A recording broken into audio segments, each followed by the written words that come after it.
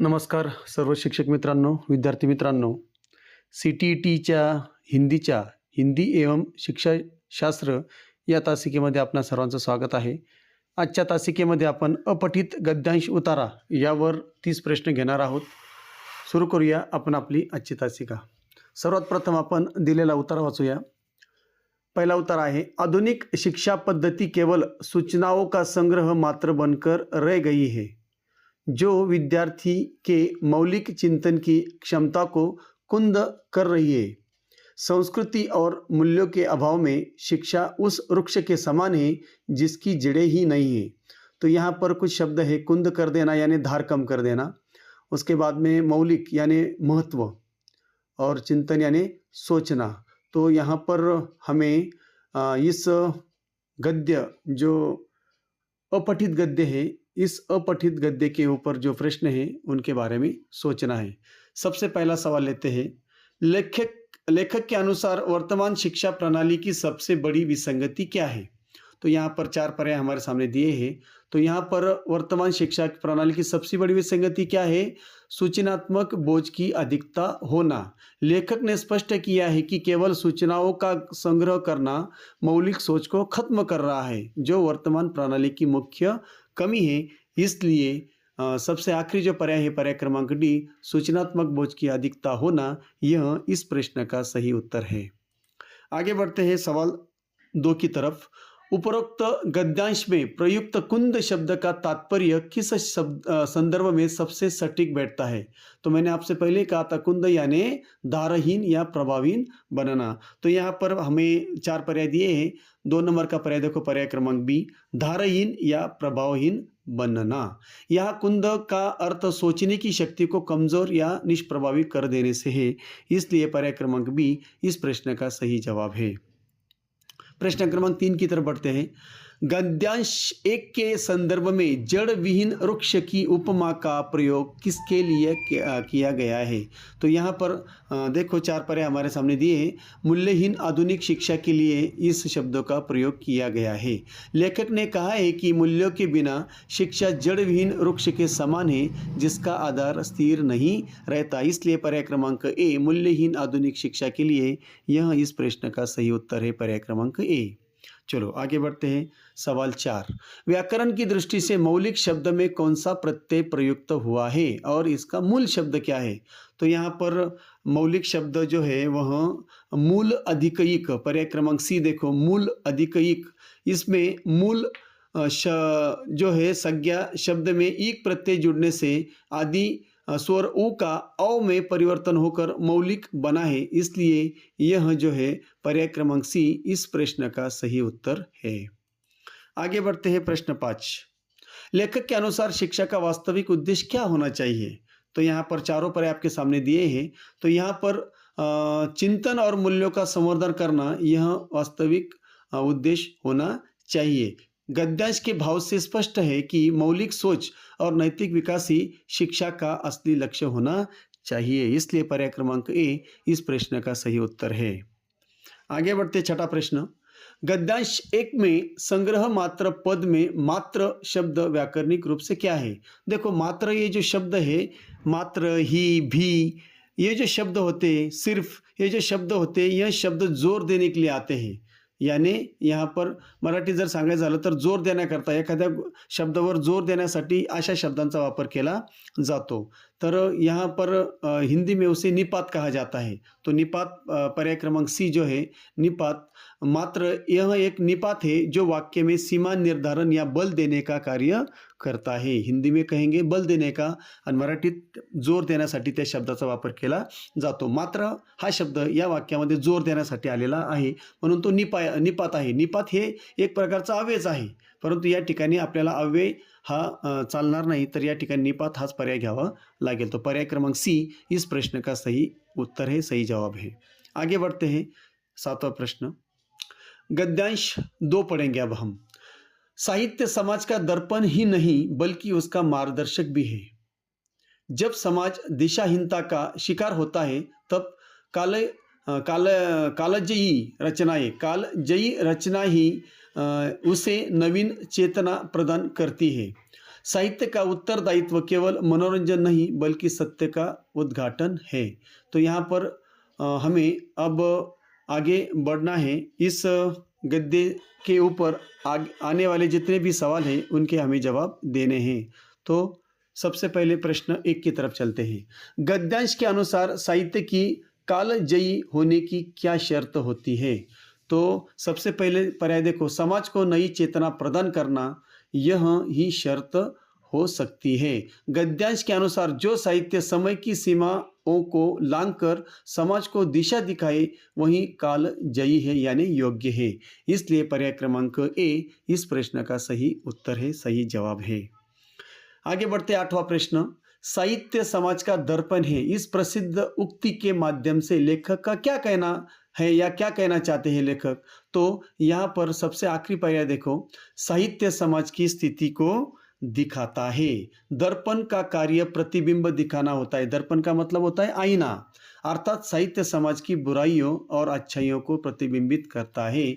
इसलिए साहित्य को यहाँ पर क्या कहा गया है? दर्पण कहा गया है। इसलिए पर्याय क्रमांक सी साहित्य समाज की स्थिति दिखाता है, यह इस प्रश्न का सही उत्तर है। आगे बढ़ते हैं 9वां प्रश्न। गद्यांश में प्रयुक्त उत्तरदायित्व शब्द का उचित संधि विच्छेद क्या होगा? दूसरा जो हमें गद्यांश दिया है उसमें एक शब्द आया है उत्तरदायित्व, उसका हमें संधि विच्छेद करना है।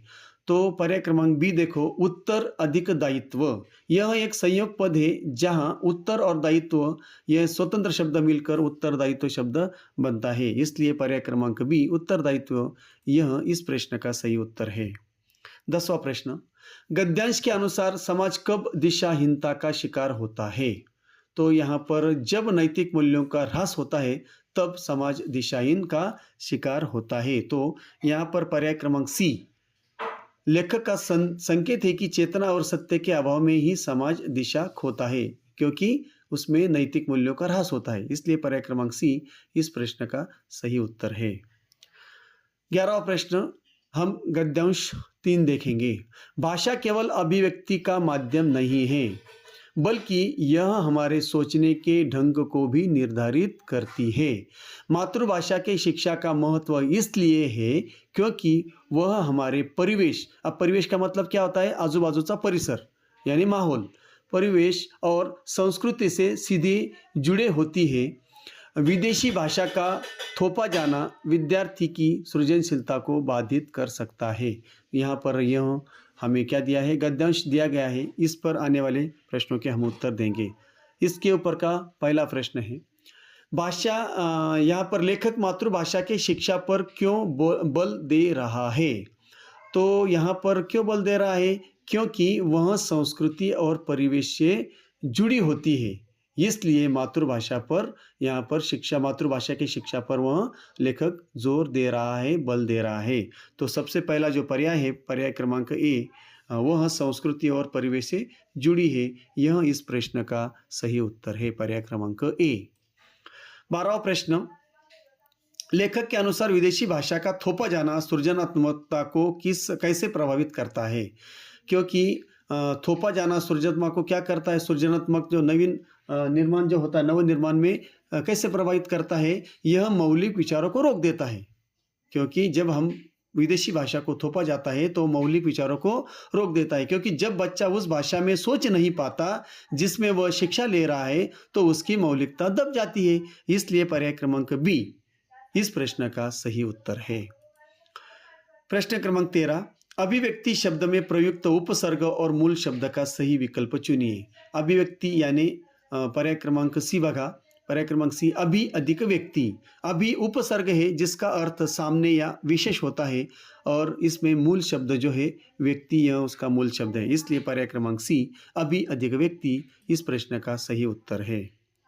आगे बढ़ते हैं सवाल 14वां।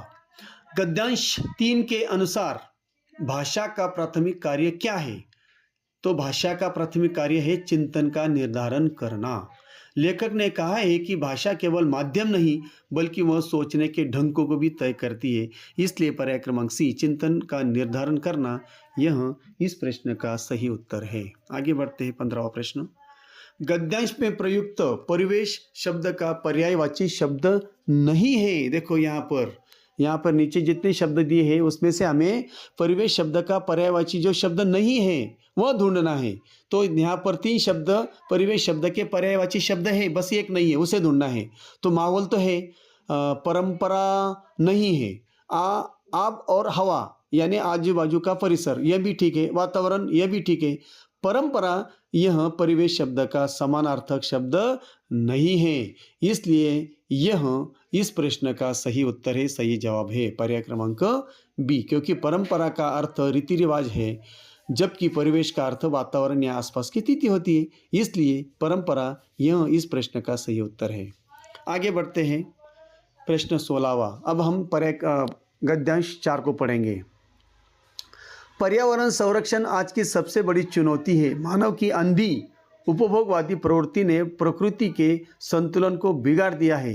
विकास की अंधी दौड़ में हमने यह भुला दिया है कि हम प्रकृति के स्वामी नहीं बल्कि उसके अंश हैं। सतत विकास ही एकमात्र समाधान है। तो हमने इसे पढ़ा है। अब हम इसके ऊपर जो आधारित जो प्रश्न है उनकी तरफ चलते हैं। पहला प्रश्न इस गद्य के ऊपर है, लेखक ने प्रकृति के असंतुलन का मुख्य कारण किसे माना है? तो लेखक ने यहाँ पर प्रकृति के असंतुलन का मुख्य कारण माना है मानव की उपभोगवादी प्रवृत्ति को, पर्याय क्रमांक डी। क्योंकि गद्यांश में स्पष्ट रूप से अंधी उपभोगवादी प्रवृत्ति को असंतुलन के लिए जिम्मेदार ठहराया गया है, इसलिए पर्याय क्रमांक डी इस प्रश्न का सही उत्तर है। आगे बढ़ते हैं, 17वां प्रश्न। गद्यांश के संदर्भ में सतत विकास से क्या तात्पर्य है? तो प्रकृति के साथ समन्वयकारी विकास, यह सतत विकास कहा जाएगा। सतत विकास का अर्थ है ऐसा विकास जो भविष्य की पीढ़ियों की जरूरतों को समझौता किए बिना वर्तमान की पूर्ति करे, इसलिए पर्याय क्रमांक ए इस प्रश्न का सही उत्तर है। 18वां प्रश्न। विकास की अंधी दौड़, इस मुहावरे नुमा वाक्यांश का अर्थ क्या है? तो यहाँ पर परिणामों की परवाह किए बिना प्रगति करना, उसे विकास की अंधी दौड़ कहा जाता है।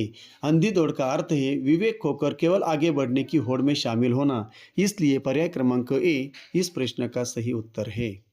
आगे बढ़ते हैं, 19वां प्रश्न। व्याकरण की दृष्टि से उपभोगवादी शब्द में कौन सा प्रत्यय है? तो यहाँ पर उपभोग यह तो मूल शब्द है और वादी यह प्रत्यय है, इसलिए पर्याय क्रमांक सी वादी इस प्रश्न का सही उत्तर है। आगे बढ़ते हैं, गद्यांश 4 में स्वामी शब्द का विलोम शब्द का प्रयुक्त हो सकता है। तो स्वामी शब्द का विलोम शब्द क्या हो सकता है? स्वामी यानी मालक, मालक का सेवक या अंश। तो यहाँ पर कहाँ है? पर्याय क्रमांक बी, सेवक या अंश, यह इसका विलोम शब्द है। किसका? स्वामी शब्द का, इसलिए यहाँ पर पर्याय क्रमांक बी यह इस प्रश्न का सही उत्तर है। 21वां प्रश्न। गद्यांश 4 का सर्वाधिक उपयुक्त शीर्षक क्या हो सकता है? तो 4 हमें यहाँ पर दिए हैं। सबसे आखिरी पर्याय देखो, पर्यावरण, चुनौतियाँ और समाधान। यह शीर्षक गद्यांश के दोनों मुख्य पक्षों समस्या और समाधान दोनों को समेटता है, इसलिए पर्याय क्रमांक डी पर्यावरण, चुनौतियाँ और समाधान यह योग्य शीर्षक होगा, इसलिए यह इस प्रश्न का योग्य उत्तर माना जाएगा। चलो आगे बढ़ते हैं प्रश्न क्रमांक 22 की तरफ। शिक्षा शास्त्र यानी पेडोलॉजी, प्राथमिक स्तर पर भाषा सीखने सिखाने का सबसे महत्वपूर्ण उद्देश्य क्या है? तो यहाँ पर सबसे महत्वपूर्ण शिक्षा शास्त्र का सबसे महत्वपूर्ण उद्देश्य है विभिन्न स्थितियों में भाषा का प्रभावी प्रयोग। यह इसका शिक्षा शास्त्र का सबसे महत्वपूर्ण उद्देश्य माना जाता है, क्योंकि भाषा सीखने का मुख्य उद्देश्य संप्रेषण की क्षमता विकसित करना है ताकि बच्चा अपनी बात कह सके, इसलिए पर्याय क्रमांक सी इस प्रश्न का सही जवाब है। आगे बढ़ते ही 23वां प्रश्न। बच्चों की मौखिक अभिव्यक्ति का विकास करने के लिए सबसे प्रभावी गतिविधि कौन सी है? तो हमारे सामने 4 पर्याय हैं। सबसे पहला पर्याय देखो, पर्याय क्रमांक ए, विभिन्न संदर्भों में बातचीत करना। बातचीत के माध्यम से बच्चा स्वतंत्र रूप से अपने विचार व्यक्त करना सीखता है, जो अभिव्यक्ति के लिए सर्वोत्तम है, इसलिए पर्याय क्रमांक ए विभिन्न संदर्भों में बातचीत करना यह इस प्रश्न का सही उत्तर है। आगे बढ़ते हैं 24वां प्रश्न। भाषा की शिक्षा आगमन विधि में हम किस ओर बढ़ते हैं। तो यहाँ पर आपको ख्याल देना है। तो यह आगमन विधि जो है यह एक तरह से विद्यार्थी केंद्रीय छात्र केंद्रीय शिक्षा पद्धति है। इसलिए उदाहरणों से नियमों की ओर पर्याय क्रमांक ए इस प्रश्न का योग्य उत्तर होने वाला है, क्योंकि आगमन विधि में पहले अनेक उदाहरण प्रस्तुत किए जाते हैं और फिर छात्र स्वयं नियम तक पहुंच जाते हैं। इसलिए पर्याय क्रमांक ए इस प्रश्न का सही उत्तर है, सही जवाब है। आगे बढ़ते हैं 25वें प्रश्न की तरफ। भाषा के संदर्भ में बहुभाषिकता को आप किस रूप में देखते हैं। तो हम उसे संसाधन के रूप में देखते हैं बहुभाषिकता को, क्योंकि बहुभाषिकता कक्षा में एक बाधा नहीं बल्कि एक समृद्ध संसाधन है जिससे बच्चे एक दूसरे की भाषा सीखते हैं। इसलिए पर्याय क्रमांक ए इस प्रश्न का सही उत्तर है। 26वां प्रश्न, सतत और व्यापक मूल्यांकन सीसीई का मुख्य उद्देश्य क्या है। तो हमें पर्याय क्रमांक डी की तरफ जाना चाहिए। पर्याय क्रमांक डी देखो, सीखने की प्रक्रिया को समझना और सुधारना। सीसीई का लक्ष्य केवल अंक देना नहीं बल्कि यह देखना है कि बच्चा कैसे सीख रहा है और कहाँ मदद उसे चाहिए। इसलिए पर्याय क्रमांक डी इस प्रश्न का सही जवाब है। आगे बढ़ते हैं प्रश्न क्रमांक 27 की तरफ। भाषा की कक्षा में साहित्य का प्रयोग किस लिए सबसे अधिक प्रभावी है। तो यहाँ पर पर्याय क्रमांक सी देखो। पर्याय क्रमांक सी सभी पर्याय मैं आपके सामने रखता हूँ। भाषाई संरचना और विभिन्न शैलियों के परिचय के लिए सबसे अधिक प्रभावी है। साहित्य के माध्यम से बच्चे भाषा की जीवंत रूप और विभिन्न विधाओं यानी कहानी कविता से परिचित हो जाते हैं। इसलिए पर्याय क्रमांक सी इस प्रश्न का योग्य उत्तर है, सही जवाब है। आगे बढ़ते हैं 28वें प्रश्न की तरफ। एक शिक्षिका बच्चों के लेखन कार्य का आकलन करते समय उनके विचारों को महत्व देती है। वह किस प्रकार की सोच को बढ़ावा दे रही है।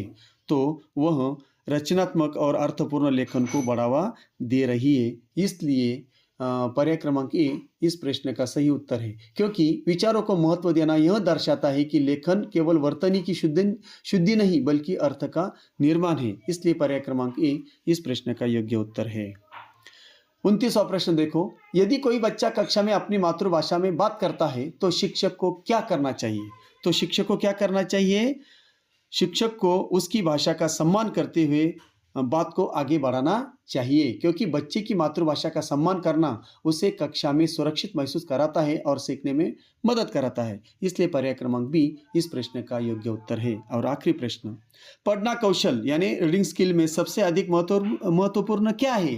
तो सबसे महत्वपूर्ण बात है पढ़ी गई सामग्री का अर्थ ग्रहण करना, यानी पर्याय क्रमांक डी इस प्रश्न का सही उत्तर होने वाला है, क्योंकि पढ़ने का अर्थ केवल अक्षरों का उच्चारण नहीं बल्कि लिखे हुए शब्दों के पीछे छिपे अर्थों को समझना भी होता है। इसलिए पर्याय क्रमांक डी इस प्रश्न का सही उत्तर है। आशा करता हूँ आपको सभी को यह 30 प्रश्न अच्छी तरह से समझ में आए होंगे। अगर आए हैं तो अगर वीडियो को आप समझ लिए हो तो वीडियो को लाइक ज़रूर करना, कमेंट्स करना, ताकि मुझे भी अपनी खामियां और अच्छाई समझ में आ सके। और आशा करता हूं आप यहाँ पर चैनल को सब्सक्राइब किए हो। अगर नहीं किया है तो जल्द से जल्द चैनल को सब्सक्राइब कर लीजिए, ताकि आने वाले सभी सीटीईटी की वीडियो आप तक पहुँच सके, सभी विषय की वीडियो आप तक पहुँचा सके। आशा करता हूँ रुकता हूँ यहीं पर। जय हिंद, जय महाराष्ट्र।